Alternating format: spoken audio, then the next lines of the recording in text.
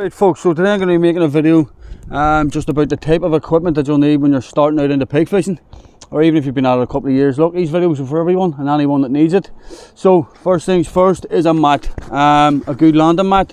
Now this is a type of cradle made for pike fishing, but I mean you can get carp ones. I mean there's a lot of these on the market at good prices, but it's basically, the principle of it is it's just to protect the pike.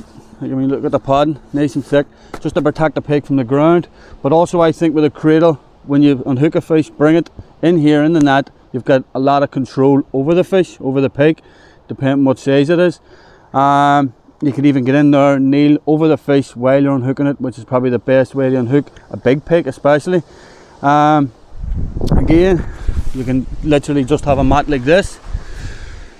You can buy cheap green ones. There's all sorts on the market, Amazon and eBay if you don't have one.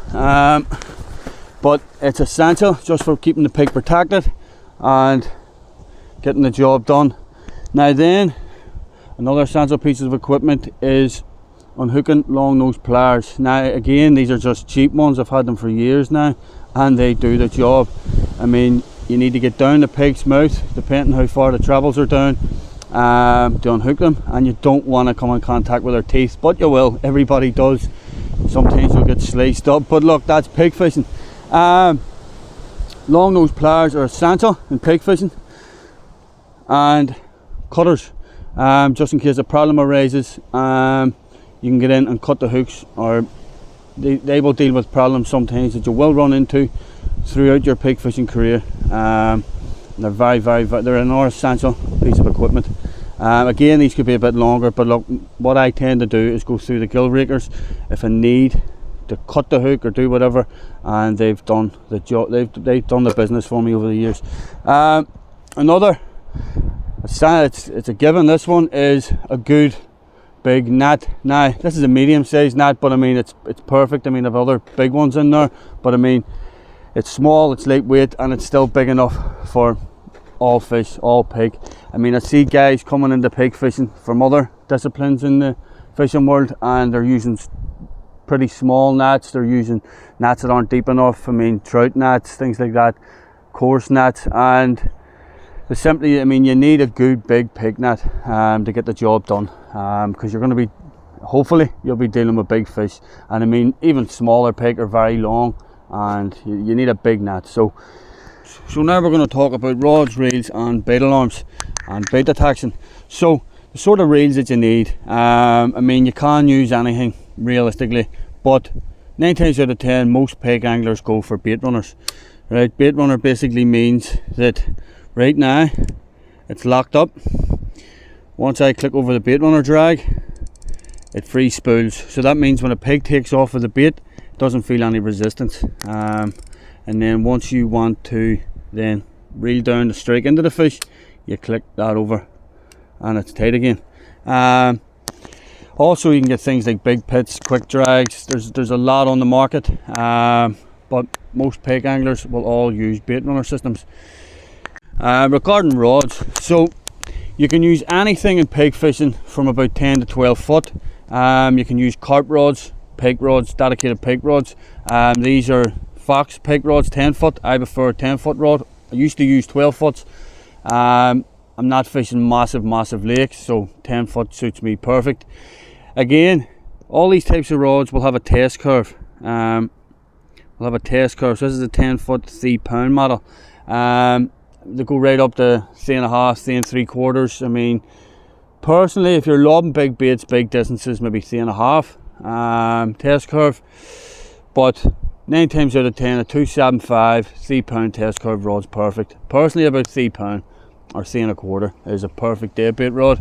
Like, I mean, you can get all sorts, like, I mean, carp rods or pike rods, I mean, are dedicated. A lot of people use them for pike fishing and they work just fine. So it literally all depends on you, personal preference that way. So regarding bait alarms, bait alarms are literally bait detection. So you know a fish, especially if you're not fishing with a float and you're fishing on the bottom, even if you are fishing with a float, but mainly fishing on the bottom, it tells you when a fish has picked up your bait and it's making a run. So if your bait runner's set, a fish takes off, it will make a noise and you will know there's a fish on. Basically, it couldn't be much simpler. You also have alarms with a receiver.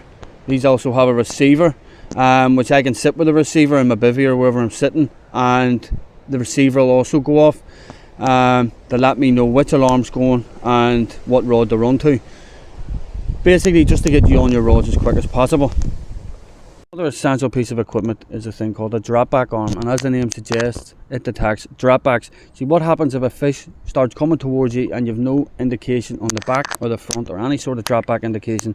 The fish comes towards you, you won't know anything about it, and then it ends up swallowing the bait. Like, you'll get detection if the fish goes forward, but not if it comes to you. So basically what a drop back arm does is when the fish starts coming towards you, it will start to drop back, so you will know that there's a fish coming towards you. And again, if it runs away and goes forward, then the arm will pull out, fall off, and because you've got the open bail arm, you don't need to run it off a bait runner, so you don't exactly need a bait runner reel, and then it will just start pulling line out like that, and that's the least resistance. So that's even less resistance doing it this way with the open bail arm with a drop back, rather than even run it off the bait runner. Lastly, folks, is your rod pod to essentially hold the rods and reels, and also to hold the bail alarms and the rod rests. Everything sits on the rod pod. You can also use bank sticks, single bank sticks, which a lot of pike men use, that go into the ground, and one for your rest, one for your alarm. So, well folks, I hope that's give someone out there some sort of knowledge about the equipment they need to buy, and tight lines.